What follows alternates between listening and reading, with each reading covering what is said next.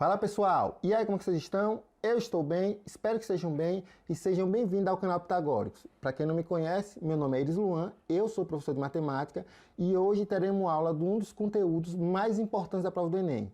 Só para se ter ideia, dos últimos 5 anos foram cobrados 41 questões. Ano passado foram 9. É muita coisa para um conteúdo só.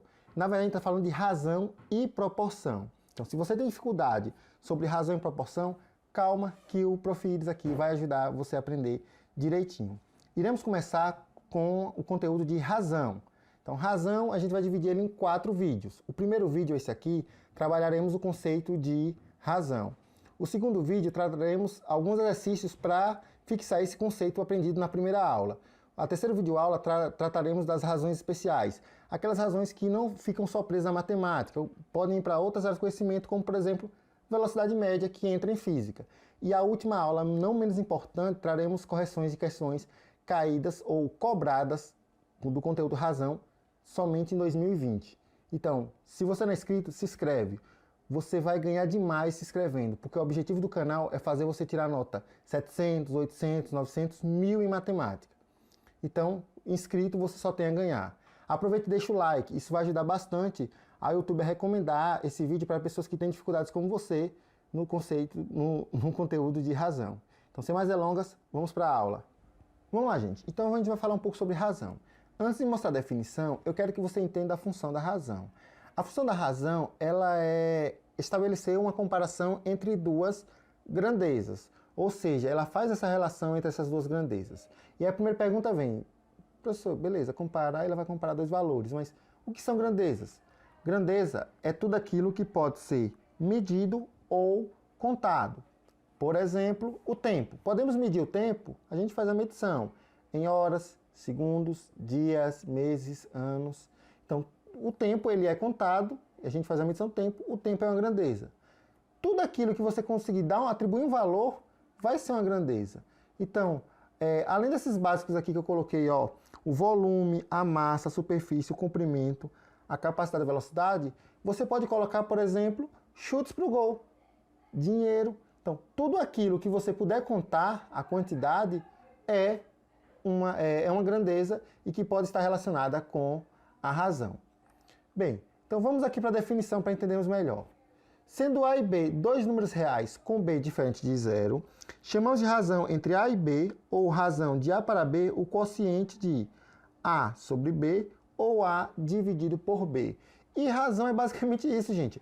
É uma divisão que pode ser representada na forma fracionária, como está aqui mostrando no slide, ou de outras formas, que a gente vai ver ao decorrer dessas 4 aulas. Mas eu quero que entenda o seguinte, que apesar de ser uma divisão, ela seria um caso um pouco especial, porque ela relaciona dados, não são valores brutos.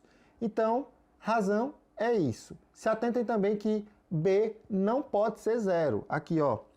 Quando ele fala aqui, ó, B não pode ser zero, o óbvio é, eu não posso botar nenhum valor aqui na parte de baixo da fração que seja zero. É só por isso que B não pode ser zero.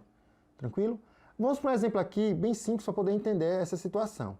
Vimos aqui que Cláudia, ela deu 10 saques, aqui no desenho, e errou 9.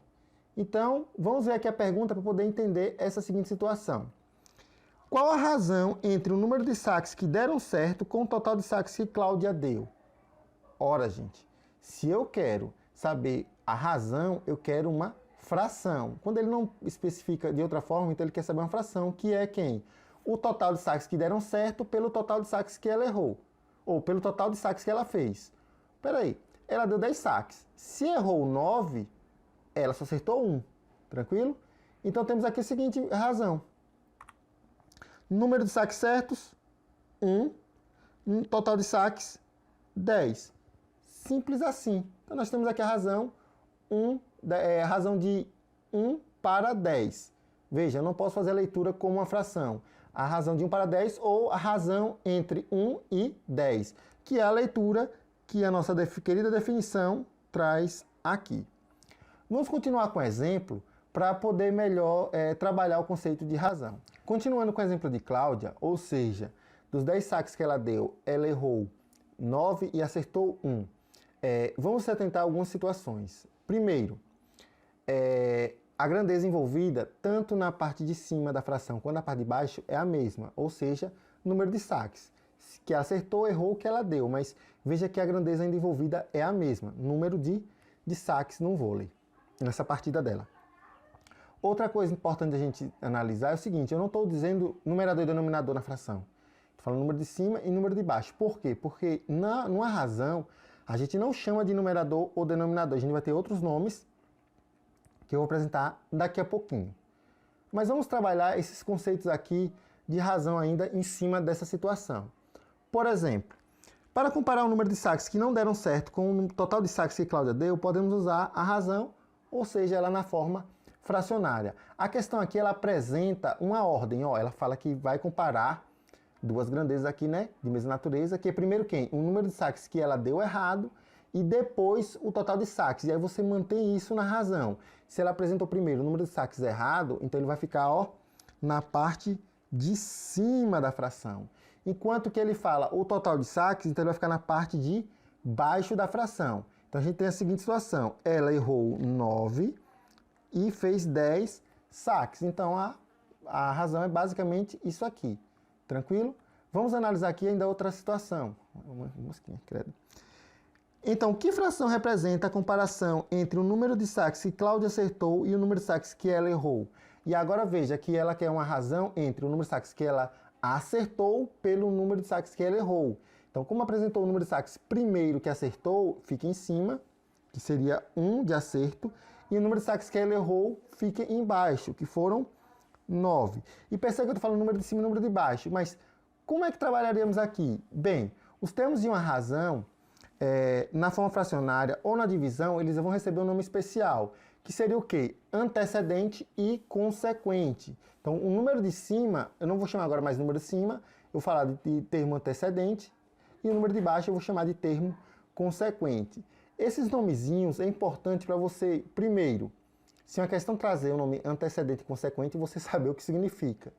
Segundo, na hora de você estudar. Então, se você está trabalhando uma questão, ele não vai dizer o número de cima, né? Ele vai falar o termo antecedente e o termo consequente. Você conhecendo os termos, é importante que aí você vai entender nessa parte da questão. Para você em si não seria tão importante, é mais para você quando apresentar numa questão, você entender. Vamos agora para um outro exemplo para trabalhar ainda a questão do conceito de razão. Então, continuando nossos exemplos sobre razão, a gente vai trabalhar agora aqui uma situação interessante para vocês aprenderem sobre razão em si. Vamos aqui ao exemplo. Em um concurso, 240 candidatos disputam 80 vagas. Qual é a razão do número de candidatos pelo número de vagas? Ou seja, ele quer uma razão entre o número de candidatos em cima e o número de vagas embaixo. Então vamos lá. Quantos candidatos foram? 240. Quantas vagas tinham? 80. Temos que respeitar essa ordem. Se ele primeiro pede a razão entre o número de candidatos pela quantidade de vagas, então em cima fica candidatos e embaixo fica o número de vagas. Mas eu não posso deixar ele na forma fracionária dessa forma aí. O antecedente e o consequente, eles têm que estar quando eles estão na forma fracionária, eles têm que estar na forma simplificada. Ou seja, tem que simplificar essa fração. Vamos lá? Para simplificar aqui é bem simples. Eu vou cortar um zero em cima e embaixo, porque aí eu estou simplificando ele por 10, tranquilo? Continuando aqui, eu teria 24 dividido por 8. Ora, 24 dividido por 8 é igual a 3. Logo, seria 3 sobre 1. Ou simplesmente 3. Nesse caso aqui, apresentar ou não o 1 embaixo fica a critério seu. Mas percebam que, como a gente trabalha na razão, vocês entendam que se tiver só um número, o primeiro número, ele será um antecedente. E o consequente, se não aparecer nenhum número embaixo, ele vai ser o número 1. Tranquilo? Então, nós temos aqui o número 3. Qual é a razão do número de vagas pelo número de candidatos? Olha que ele pediu agora primeiro o número de vagas e depois o número de candidatos. E aí, nessa situação, eu vou manter essa ordem. Se ele pedir o número de vagas primeiro, então eu vou colocar 80, que é o total de vagas, ou o número de vagas, pelo número de candidatos, 240. E aí eu vou simplificar novamente. Então, eu corto um zero porque eu estou dividindo tanto o antecedente quanto o consequente por 10. e aí eu sobro 8 sobre 24, e eu vou simplificá-lo por 8, tanto o antecedente quanto o consequente. 8 dividido por 8, 1, 24 por 8, 3. Então perceba agora que a razão entre 1 e 3, veja, não é 1/3, é a razão entre 1 e 3. Na definição a gente viu como é que se faz a leitura. E vocês têm que entender que tem um probleminha aqui, tem que estar na forma simplificada. Então você tem que dominar o conceito de divisibilidade. Um EDC, basicamente. Se você está vendo esse vídeo no futuro, eu vou fazer umas aulazinhas e vou colocar no card aqui em cima sobre divisibilidade, para ajudar vocês nessa questão de simplificação, caso tenha esse problema. Tranquilo? Se você olhar e ainda não aparecer nenhum videozinho no card, é porque infelizmente ainda não tive tempo de fazer. Mas o mais rápido possível eu vou fazer esse vídeo, eu não quero que demore. Depois de eu lançar esse vídeo, 1 ou 2 semanas, eu já quero estar colocando esse vídeo agregado para ajudar vocês a superar essa dificuldade, caso vocês tenham. E aí a gente vai ver algumas questões importantes sobre razão. Então, numa razão, a gente deve fazer as seguintes situações. Primeiro, manter a ordem que é mostrada. Então, se ele primeiro fala o número de vagas e depois o total de candidatos, no antecedente vai ser o número de vagas e depois o total de candidatos será o consequente. Tranquilo? Então, a ordem deve ser mantida. Só em casos especiais que a ordem não é mantida.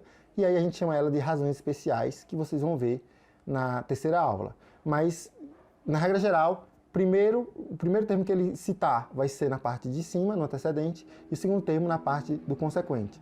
O segundo quesito aqui é deixar na forma irredutível. A gente viu isso agora, então não adianta, vai ter que colocar ela na forma irredutível, e nas questões do Enem ele sempre vai pedir na forma irredutível. Seria um caso raro ele não pedir na forma irredutível. E por último, mas não menos importante, se forem grandezas de mesma natureza, elas devem estar na mesma unidade de medida. Ou seja, um exemplo, a gente vai ver um exemplo agora na frente, mas se eu estou falando de uma razão entre tempo e tempo, eles têm que estar na mesma unidade de medida. Por exemplo, se eu estou falando em dias no tempo, na primeira situação, na segunda situação eu também tenho que trabalhar em dias. Ficou um pouco confuso?